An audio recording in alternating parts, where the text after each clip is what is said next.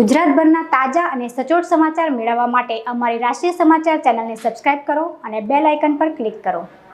State monitoring સેલે દરોડા પાડી સુરત શહેરના વેસુ વિસ્તારમાંથી ગેરકાયદે કોલ સેન્ટર ઝડપી પાડ્યું છે।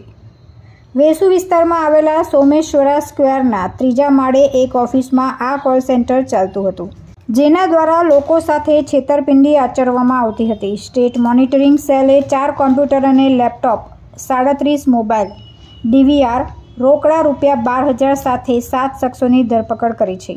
સ્ટેટ મોનિટરિંગ સેલે આ 7 શખ્સોની ધરપકડ સાથે અન્ય 2 શખ્સોને વોન્ટેડ જાહેર કર્યા છે। સ્ટેટ મોનિટરિંગ સેલે કુલ 4.33 લાખનો મુદ્દામાલ કબજે કર્યો છે। મુખ્ય આરોપી આવેશ ઇલિયાસ શેખાણી અને દીપેશ ભૂત ફરાર છે, જેને વોન્ટેડ જાહેર કરવામાં આવ્યા છે। તુલસી શર્મા સાથે રાષ્ટ્રીય સમાચાર, સુરત।